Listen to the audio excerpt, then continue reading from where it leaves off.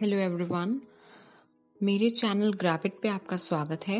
मेरा नाम है महक मदान और मेरी वीडियोस को आप इंग्लिश में भी देख सकते हैं। अगर आप मेरी वीडियो को इंग्लिश में देखना चाहते हैं तो प्लीज़ डिस्क्रिप्शन बॉक्स में दिए गए लिंक को आप क्लिक करें, अदरवाइज आप इसको हिंदी में यहाँ पे देख सकते हैं। इस वीडियो में मैं डिस्कस करूँगी कुछ ऐसी कॉमन एरर्स जो हम ज़्यादातर दोहराते हैं और ये सेकंड पार्ट है उस वीडियो का। अगर आप फर्स्ट पार्ट देखना चाहते हैं तो आप मेरी पिछली वीडियो को देख सकते हैं। तो इस वीडियो में पहली चीज मैं चाहूंगी कि अगर आप मेरी वीडियो पसंद करते हैं तो प्लीज लाइक, शेयर और सब्सक्राइब करें और ज्यादा से ज्यादा लोगों तक इस वीडियो को शेयर करें। जल्दी से सब्सक्राइब कर दें और बेल आइकन को जरूर क्लिक करें। अब मैं आपको बताऊंगी कि इस वीडियो में मैं क्या डिस्कस करने वाली हूँ। मेन 4 ऐसी एरर्स हैं, ऐसी मिस्टेक्स हैं जो हम ज्यादातर जब हम इंग्लिश को बोलते हैं या लिखते हैं उसमें हम वो मिस्टेक्स कर देते हैं। तो उन मिस्टेक्स को कैसे हटाया जाए उस पे मैं फोकस करूंगी। तो मैं आपको डिफरेंस यानी कि दोनों में एक अंतर बताऊंगी कि कैसे आप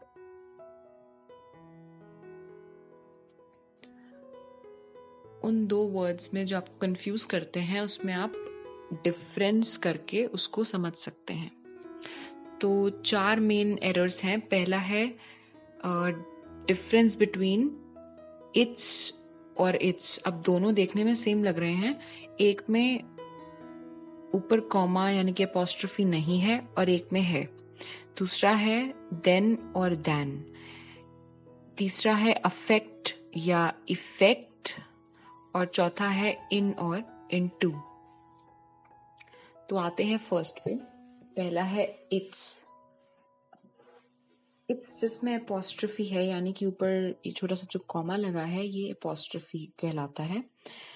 तो इसका ये मतलब है कि अपॉस्ट्रोफी हमें एक तरह से किसी भी वर्ड को कॉन्ट्रैक्ट करने में यानी कि छोटा करने में हेल्प करता है। तो इट्स को मैं इट इज के इक्वल मान सकती हूँ, क्योंकि इट्स को जब हम कॉमा उसका रिमूव कर देंगे तो वो बन जाएगा इट इज। जैसे कि नीचे एग्जाम्पल है इट्स अ वंडरफुल डे, या फिर हम बोल सकते हैं it is a wonderful day. लेकिन अगर कॉन्ट्रैक्शन में लिखा हुआ है तो आप इट्स ही पढ़ेंगे, और अगर कॉन्ट्रैक्शन में नहीं लिखा तो नॉर्मली आप इसे it is a wonderful day भी बोल सकते हैं। लेकिन अगर हम इट्स की बात करें जिसमें अपॉस्ट्रोफी नहीं है तो इट्स का यहाँ पे मतलब होता है किसी चीज की जब बिलोंगिंग हो किसी दूसरी चीज को, मतलब एक कोई चीज जो है दूसरी चीज को बिलोंग करती है। जैसे कि फॉर एग्जाम्पल नीचे एग्जाम्पल है the dog is in its house, मतलब डॉग अपने घर में है। तो यहाँ पे इट्स हाउस किसके लिए यूज हुआ है, इट्स किसके लिए यूज हुआ है, इट्स हम डॉग के लिए यूज कर रहे हैं। तो हम बोलेंगे the dog is in its house, क्योंकि डॉग अपने घर में है। एक बिलोंगिंगनेस है कि जो हाउस है वो डॉग को बिलोंग करता है, हाउस डॉग का है। ऐसे ही जो सेकंड एग्जाम्पल है उसमें देखिए the company will be completing it's 12 years this month. तो कंपनी इस महीने अपने 12 साल पूरे कर लेगी। तो इट्स यहाँ पे कंपनी के लिए यूज हुआ है। अगर मैं अपॉस्ट्रोफी वाला इट्स यहाँ पे यूज करूंगी तो वो बन जाएगा the company will be completing it is 12 years this month. अगर अपॉस्ट्रोफी वाले को खोल दूं तो इट इज बनता है, अगर उसकी कॉन्ट्रैक्शन को मैं हटा दूं। तो अगर मैं उस सेंस में पढ़ के देखूं तो ये तो बहुत ही गलत है। The company will be completing it is 12 years this month, ये सही नहीं होगा। इसलिए मैं यहाँ पे अपॉस्ट्रोफी वाला इट्स यूज नहीं कर सकती और मुझे बिना अपॉस्ट्रोफी वाला यूज करना है, क्योंकि एपोस्ट्रोफी वाला जो इट्स है वो एक बिलोंगिंगनेस नहीं दिखा रहा, लेकिन जो बिना एपोस्ट्रोफी वाला इट्स है वो हमें एक बिलोंगिंगनेस, एक रिलेशनशिप दिखा रहा है किसी चीज के साथ। बिलोंगिंगनेस बेसिकली एक रिलेशनशिप की तरह आप ले सकते हैं उसको, कि एक रिलेशन है डॉग और हाउस के बीच में, एक रिलेशन है कंपनी और उसके ईयर्स के बीच में जो कंप्लीट होने वाले हैं।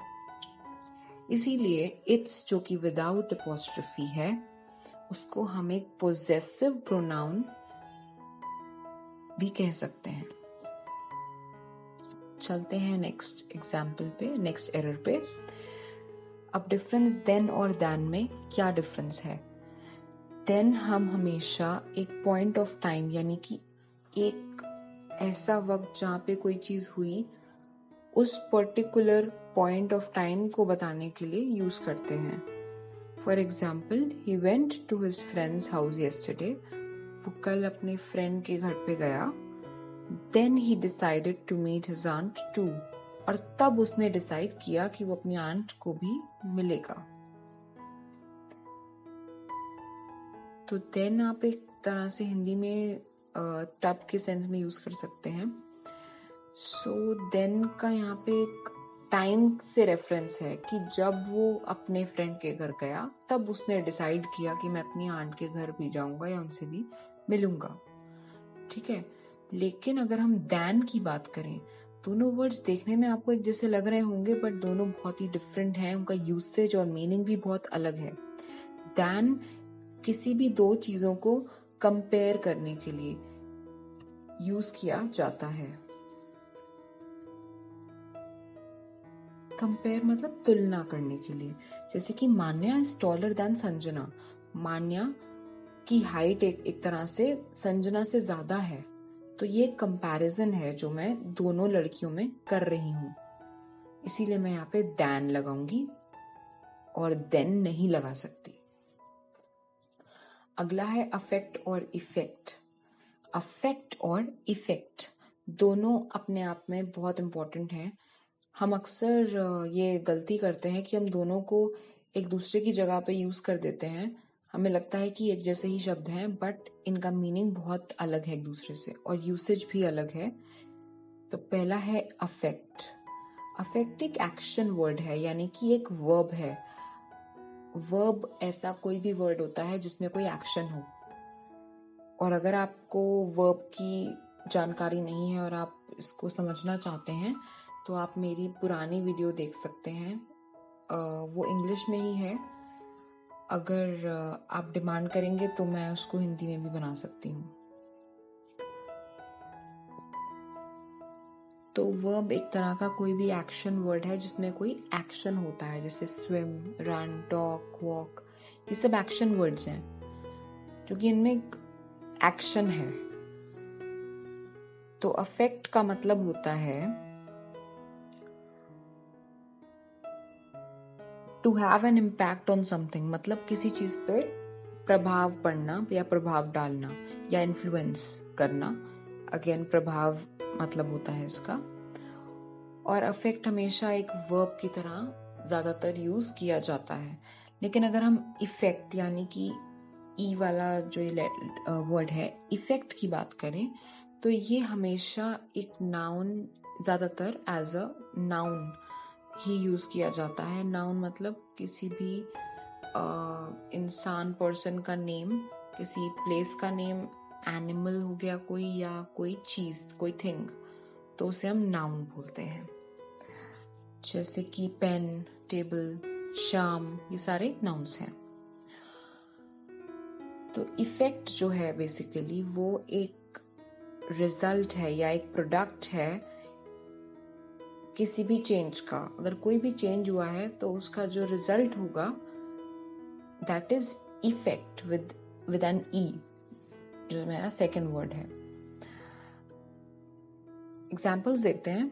Junk food affects our body adversely. अब देखो यहाँ पे अफेक्ट्स जो है वो एक वर्ब है,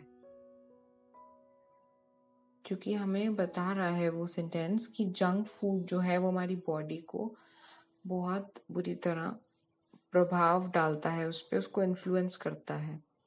लेकिन अगर हम इफेक्ट की बात करें, the effects of pollution are vividly visible on our health. मतलब जो प्रभाव है, जो रिजल्ट है पोल्यूशन का, वो हम अपनी हेल्थ के ऊपर देख सकते हैं। तो दोनों के मीनिंग से आपको समझना पड़ेगा कि दोनों का यूसेज क्या है। और याद रखें कि अफेक्ट एक वर्ब की तरह यूज किया जाता है ज्यादातर, और इफेक्ट एक नाउन की तरह यूज किया जाता है, और दोनों का मीनिंग एक दूसरे से बहुत अलग है। अफेक्ट जो है वो एक तरह का प्रभाव डालने के सेंस में यूज किया जा रहा है, और इफेक्ट जो है उसको हम इस तरह से समझ सकते हैं कि किसी भी चीज का जो रिजल्ट आया, जो एंड प्रोडक्ट आया, वो इफेक्ट है। आई होप आपको समझ आ गया होगा। The last but not the least, difference between in and into. In और इनटू में क्या फर्क है? दोनों ही प्रेपोजिशंस हैं, लेकिन दोनों में थोड़ा सा फर्क होता है। जब हम इन की बात करते हैं, for example Naina is in her room, तो यहाँ पे कोई मूवमेंट नहीं हो रही है सेंटेंस में। नैना अपने रूम में है, हमें पता है, दैट्स इट। और दूसरे सेंटेंस में Naina ran into her room as soon as she saw a cat. जैसे ही नैना ने कैट देखी, वो अपने रूम में भाग के चली गई। इसका ये मतलब है कि भागना एक मूवमेंट है, एक एक्शन हो रहा है, एक मूवमेंट हो रही है यहाँ पे। तो जहां कहीं भी सेंटेंस में मूवमेंट होगी, वहां पे आप इनटू यूज करेंगे, इन यूज नहीं करेंगे। ये इंपॉर्टेंट नोट है कि into is used for movement. तो मूवमेंट के लिए आप हमेशा इनटू यूज करेंगे, मूवमेंट के लिए इनटू यूज करेंगे। तो ये थी आज की वीडियो, जिसमें मैंने 4 एरर्स डिस्कस करी हैं। अगर आपको इनसे रिलेटेड कोई भी इश्यू हो, कोई भी डाउट हो, तो आप कमेंट सेक्शन में कमेंट कर सकते हैं, और आप मुझे मेल भी कर सकते हैं, और अब आप मुझे इंस्टाग्राम पे फॉलो भी कर सकते हैं। आईडी मैंने मेंशन की है यहाँ पे, तो आप यहाँ पे मुझे इंस्टाग्राम पे फॉलो भी कर सकते हैं। Thank you so much for watching today's video. बहुत बहुत शुक्रिया। मिलते हैं नेक्स्ट वीडियो में।